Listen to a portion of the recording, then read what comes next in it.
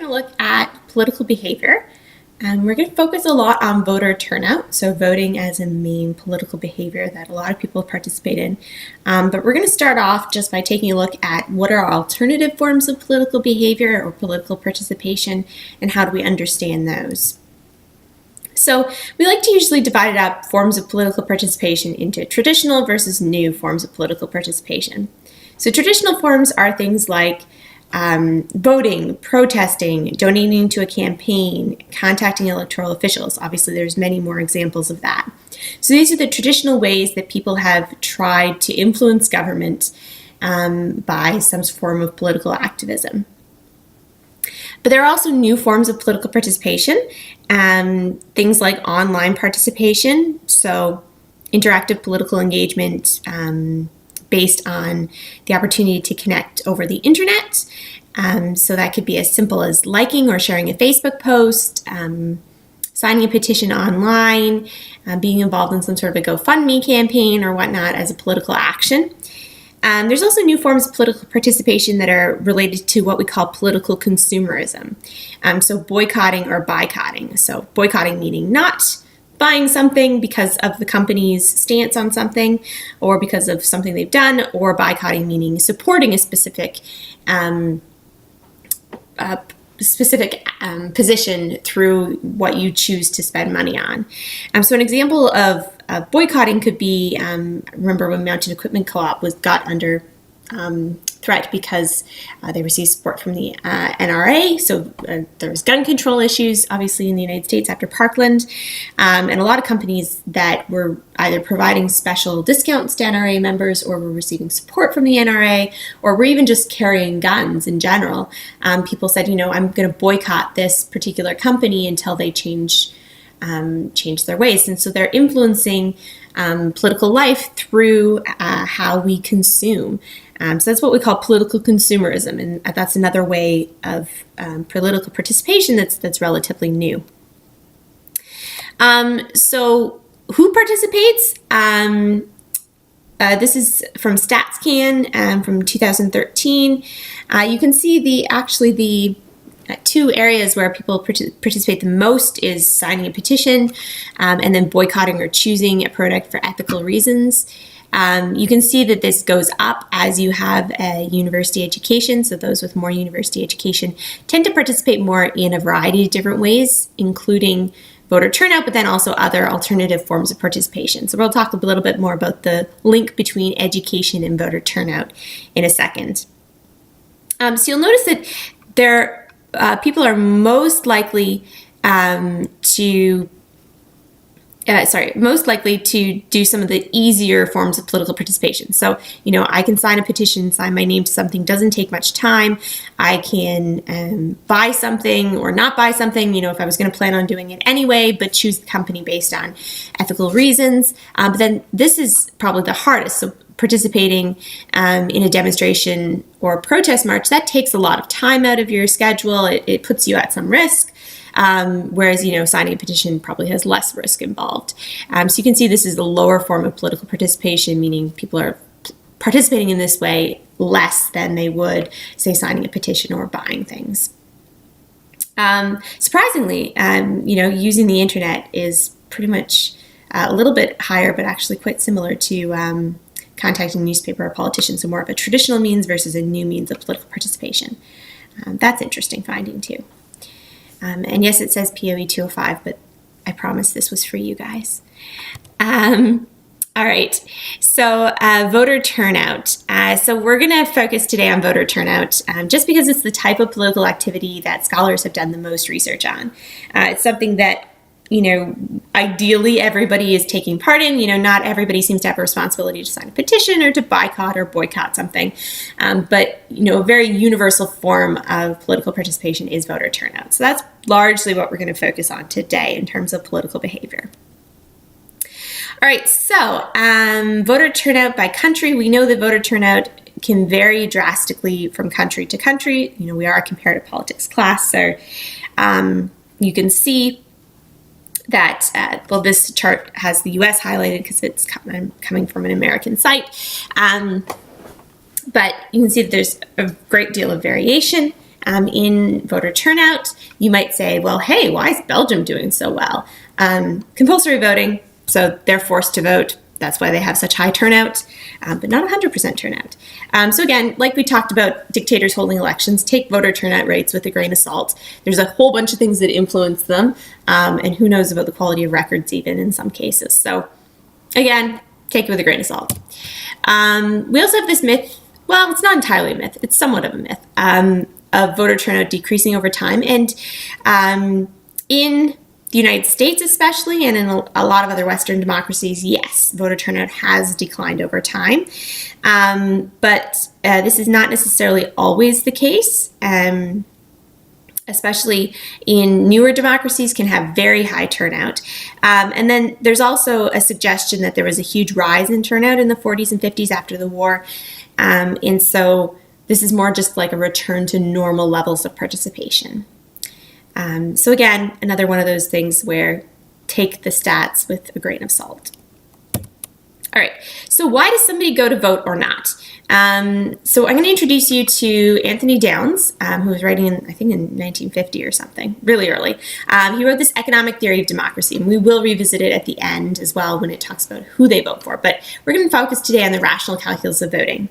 So the common theory about why people vote or not, and it gets eaten up by scholars and debated and discussed, but it is still kind of one of the common foundational theories, is Downs' rational calculus of voting. So he says that voters aren't stupid. Again, that might be where he gets it wrong. But anyway, point being, not important. But they'll decide to vote based on a calculation. And here's our little calculation. So voter turnout is a function of P, the probability of your vote mattering. So essentially that's, will it make a deciding factor? Is it actually a close race where I could actually have, the final say in terms of whether this particular candidate wins over another candidate. And we know that there are some ridings in Canada where your vote mattering or making the difference is quite high. I come from a riding in Northern Ontario where within my lifetime of kind of political awareness, I can remember at least 3 times where it was within 20 votes between the Liberals and Conservatives. So in some places, the probability of your vote mattering is quite high. In some other elections, in some other places, I lived in, say, a Conservative riding that was always Conservative, but I'm an NDP supporter. Well, it's probably not going to make that big of a difference. The Conservatives are still going to win. So it's a probability of your vote mattering times the utility benefit of voting.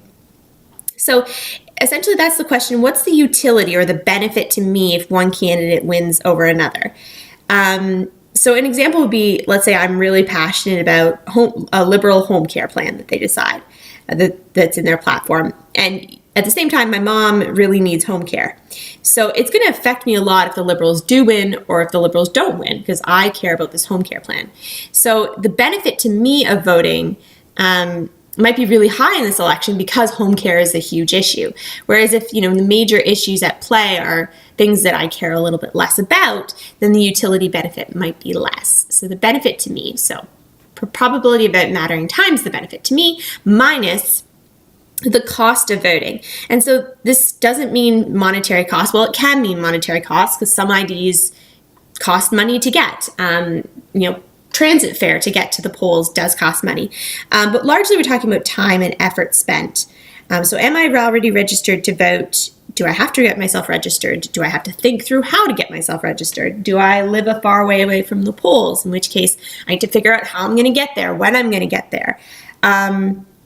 Is it going to take me ages to figure out who I want to vote for? That's also a cost, a time cost, an effort cost to voting. So you decrease these costs of voting. So now these 4 terms were in the original Downsian calculation, or Downs' original calculation had these 4 terms. And then eventually scholars noticed, even though we do these calculations, it doesn't capture something. There's something else that's making people go and vote, because we know that actually if you did this calculation, it really would not be worth your time to go vote. The amount of time and effort that you'd spend on it really just isn't worth it. So later scholars, Riker, Nerdishuk, and others, Andre Blay talks about this, there's a variety of scholars that have added this, say it's also about this D term, or the duty. So citizens will have this goodwill feeling, this psychological and civic benefit to voting, and this sense of duty to vote. And that's actually going to push them to vote, even if the costs are really high, even if the probability of the vote mattering and the utility benefit is very low. A lot of people are just going to feel this sense of civic duty and get, the warm fuzzies when they go and vote. And so this was kind of the missing term that was added post-Downs to this rational calculus of voting. So one question I often get from cadets, especially the ones with science backgrounds, is, okay, like, how do we measure each of these things?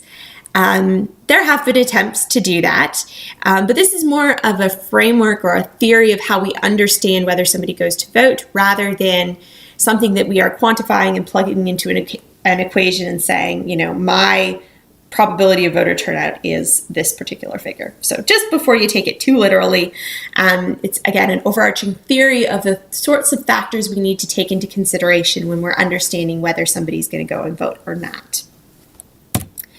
All right, so with that theory under wraps, let's think about what are the factors then that influence voter turnout. And there's two levels here that we're going to talk about. The first is the individual level.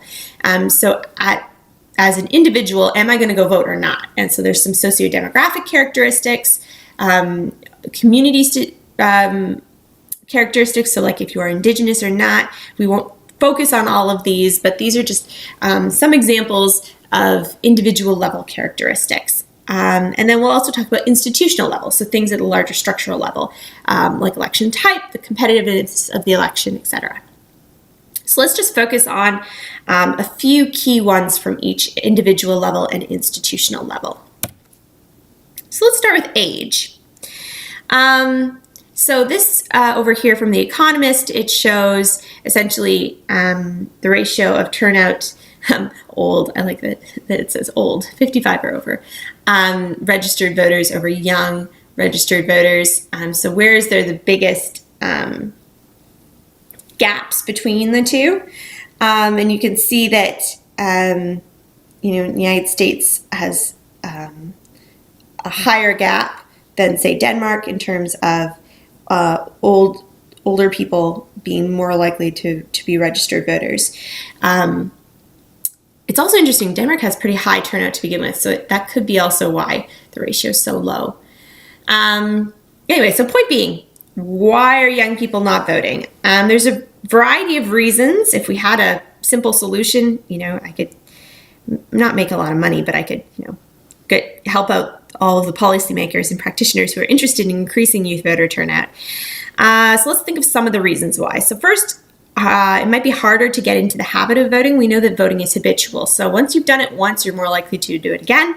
So it's a matter of, in those formative years, that kind of 18 to 24-year-old range, once you decide you're finally going to go vote, then you're going to form it. It's going to form a habit. But before you have a chance to build that habit, turnout might be lower.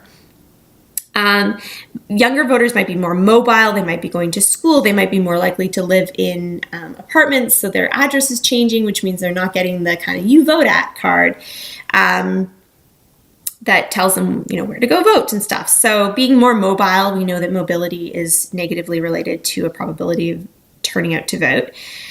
Young people might be less interested. Why is that the case? Maybe it's because parties aren't focusing on the sorts of issues that youth care about. Maybe parties aren't targeting youth because they know that they're not going to go vote, and therefore that just kind of creates a spiral where, parties focus on them less, they vote less, which means parties focus on them less, etc. The idea that it's a life cycle thing, so you have less responsibilities, and therefore you'll vote eventually when you get older and you're paying taxes and you have kids and all that kind of stuff. But when you're young, you have less responsibilities, and because of that, you're less interested in going to vote. Now, youth voter turnout being lower, however, is not always the case. And I'd like to put up this graph, which shows in the 2015 election that young people actually, their turnout spiked. Was it because of Trudeau being popular among young people? Was it because of young Indigenous populations kind of focusing on voter turnout? Who knows? If we knew the answer again, we'd be very popular. So we know that age influences turnout. In general, in addition to this youth issue, we know that turnout kind of rises with age, but then kind of has a little bit of a tip down in elderly ages, just because you're usually less mobile in terms of able to get to the polls. Your health might decrease. You're more likely to have a disability at that being older, and those are all things that are going to influence whether you turn out to vote or not. What about education? So just a quick note before this graph drives you crazy. The reason it goes up and down and up and down and up and down and up and down is because these are midterm elections down here. So turnout is always lower in midterm elections, and we'll talk about why that is in a second. But just before the zigzags freak you out. So we know that the more education you have, the more likely you are to go out and vote. So why is that the case? First of all, you're likely to be in the networks of people who are running for politics and being involved, especially if you have post-secondary education. You're going to be around the sorts of people who are probably going to be running for politics, who are going to be supporting the people who are running for politics. And so you'll be part of that network and you'll be engaged to get involved. It might also be a sense of entitlement in the system. And then the most common explanation is that there are cognitive skills involved in voting. So you need to think through, how am I going to get registered? How am I going to go out to the polls? Who am I going to vote for? Where am I going to vote? All of these questions require some brain power, and those who have been in education maybe have developed those sorts of cognitive skills to work their way through this more complicated system. So it's not necessarily that they're just smarter, but that they've develop the skills to figure out how to get things done. And that might influence their voter turnout. So let's turn now to institutional factors. There's obviously a whole host of individual factors, but we're going to move now to institutional factors. So we'll start off with voting laws. So there's a really easy, simple solution to get 100% voter turnout. You just make it compulsory. We often forget about that that might be the simplest solution to increasing voter turnout. Just make it mandatory. But obviously there's other sorts of laws. Sometimes there's specific voting laws. If you make voting easier, remember we talked about that cost term. So if you make it easier in terms of, there's no registration closing dates, you can vote in advance, or you can vote by postal ballot or whatnot. If you make it easier, there's some thought that it'll reduce the cost term and therefore increase people's likelihood to vote. Whether that actually plays out, I've done a lot of research on that particular question in terms of advance voting, same-day registration, different registration means, online registration. And some of our research seems to suggest that it's probably mostly going to influence turnout for the people who are likely to vote anyway, in the sense that they are the ones who take advantage of these sorts of opportunities rather than those who aren't really interested and couldn't care less anyway. So there's other sorts of institutional factors like election type. So we've talked about different electoral systems, and we know that. We're going to talk about electoral system in a second. Right now, we're going to talk about salience of elections. So salience just means how interesting it is to the population, how much hype and competitiveness there is. And so we usually find that at a higher level of election, so at the national level, but not the supranational level. So like EU elections have lower turnout. But at the national level, we tend to have more hype about it and therefore more likely to vote. So this is from San Francisco. You can see that the presidential elections have the highest turnout, followed by gubernatorial, which is like state level governor elections, followed by mayor elections versus non-mayor municipal elections. So you can see how turnout tends to be lower for these types of elections that are of a lower level. So mayoral, so local elections versus state elections versus national elections. Not always the case though.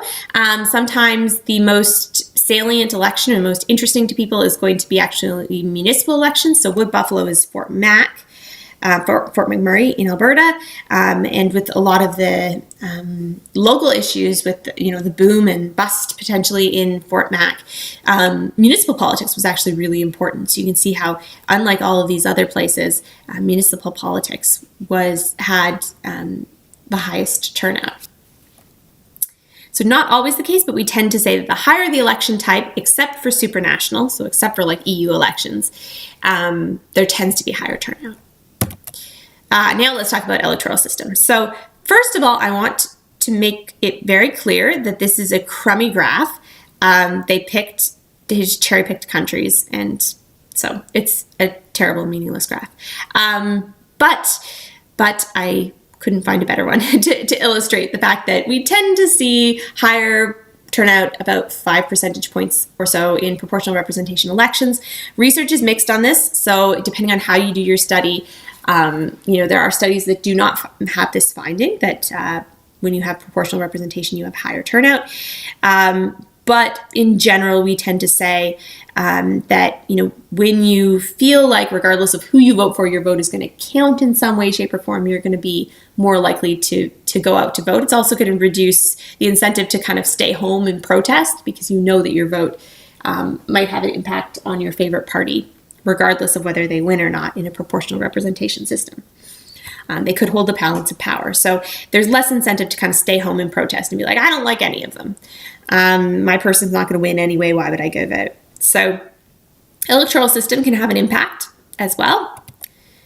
So I guess those were the major institutional and individual factors. Obviously, there's a lot more. I'm going to link you to a lit review that talks about what we know about voter turnout, a meta-analysis. So a colleague of mine went through and took a look at all of the different studies we've done on turnout, and looked at what are the major factors that influence an individual's propensity to vote. So you can take a look at that, because there's a variety of other factors that we obviously can't get through all of them today. So the second major thing that I want to talk about when we're talking about voter turnout and political behavior is, well then, okay, you've decided you're going to go vote. What influences who you're actually going to go vote for? And there's 3 main schools that we tend to think about in terms of how somebody determines what their vote choice is going to be. So we're going to look at each of these 3 schools, the Columbia model, the Michigan model, and the rational choice economic model, which is our friend Downs is coming back for that. All right, so let's start with the Columbia school, or the sociological model. All right, so there was scholars at Columbia University, hence why the Columbia School, and in the 1948 presidential election, so a long time ago, they did an exploratory study of Elmira, New York, and they were doing this community study. So it wasn't a nationally representative survey, but it was this community study where they wanted to figure out, how do people decide who they're going to vote for? And they published 2 major books from the Columbia School, from these scholars, The People's Choice and then Voting, very simply titled. And so these scholars were like, okay, we have this theory now based on our study about why people choose to vote. So they said, well, when deciding how to vote, our decision takes place within a social context. And so variations in that social context where we are is going to affect how we vote. And so we are likely going to have a homogenous, or like at least politically homogenous, so people all similar to us in terms of their viewpoints, in terms of our circle of friends, in terms of our coworkers, and we're going to continue to make friends and coworkers that reinforce our existing beliefs. A family is a great example of that too. Families tend to have similar views, and they're going to reinforce each other's views. So people really are not making a huge choice when they're deciding who to vote. They're already coming out of a social context that's pretty much predetermined that for them. So the media or candidates are just going to reinforce the existing biases or the existing beliefs. And you can see that also by selective media consumption. I mean, you can see that today. Republicans go to Fox News. And the idea that, you choose your media based on your pre-existing beliefs. So all that an election campaign is doing is bringing you back or reminding you of your original views. They're not changing your mind. They're just reinforcing your existing views. And so they say it's all sociological, so it's all about your social network. And campaigns and media, therefore, have very minimal effect on choosing your vote choice. And so this was one of these early studies, and we still kind of use it as a foundation of how we understand how people make their choices at the ballot box. So move forward about 10 years or so. And people at the University of Michigan are starting to do some other studies. And so they decide that they're going to do a comprehensive study using an election survey. So this is the American National Election Study, or at least the precursor to the American National Election Study, which is still run out at the University of Michigan to this day. And lots of countries, let's say, have their own national election studies kind of built on this model of surveying people during and after an election to figure out how they're making their decisions, what their beliefs are. So we have the Canadian Election Study, which is run by a team of scholars, not at one university. They're all at different universities, but a couple of them in Toronto and then others in Quebec. So this idea of surveying individuals to get what their beliefs are, and that's how the Michigan school essentially figured out how they thought people were choosing their votes, and they published this book called The American Voter. And that had this psychological or party ID model. So the idea behind this is that voters cast their ballots primarily on the basis of party ID. And this party ID is often inherited from our parents. So again, this social structure is going to influence how you vote. So they say it's a funnel model. So essentially, to get to your vote, you start off with the broader ideas. So first, you're going to learn your party identification from your parents and from socialization. You're going to form some sort of a psychological attachment to that party. And from there, your party ID is going to develop your attitudes. You like the party, therefore you are going to adopt its positions. And your attitudes are going to therefore reflect your positions on the candidates, on their personal attributes, on different policy issues, and that really by the time you're getting to the issues, it's really going to have a very small impact, especially when you look at the size the fraction of the electorate for whom that's going to have a huge impact. It's going to be quite small because most of what is going to impact your vote choice is already decided way at the beginning of this funnel. And so then ultimately that pops out your particular vote choice, but it all is built with this party attachment. So we like to think of it as a social psychological model or a psychological model, and the idea that your social structure is going to have an impact, but really in your head, the party attachment is going to be what frames everything else, which then decides who you're going to vote for. So the last one we want to talk about is our friend Downs is coming back. And so this is the rational choice or the economic model. So the idea is that voters are rational utility maximizers. They vote to get stuff. So they care about issues. So unlike this model where the issues are coming way at the end, they say, voters are rational. Voters aren't stupid. And they're going to try to get what they want out of politicians, and so they're going to vote on a specific issue. So remember, I was talking about the home care issue in my explanation of Downs earlier. So that would be an example of issue voting. So I care a lot about home care, therefore I'm going to vote for the Liberal Party because they have a home care plan, say, in this random example. And so here we can see how people actually have more of a rational choice as opposed to things being decided for them way ahead of time, either through their social network, through attachment to party loyalty. But the Downs and company would say, voters are actually rational. The challenge with this, of course, is that you need a lot of information to make a rational choice, right? And most voters aren't getting that kind of rational choice. Instead, what they're going to do is they're going to rely on things like party ID, on what their family says, because it's a cue, it's a heuristic, it's a shortcut that they can use to make a vote choice. Because let's face it, most people are not sitting around thinking about issues all day. So that's what we had to cover today. I wanted to cover the 3 different models of vote choice. So the Columbia School, the Michigan School, and then this rational choice economic school. We also covered institutional and individual factors that lead to voter turnout. And before that, then looked at a variety of alternative forms of participation as well. So now it's time to head over to the quiz and take a look at that.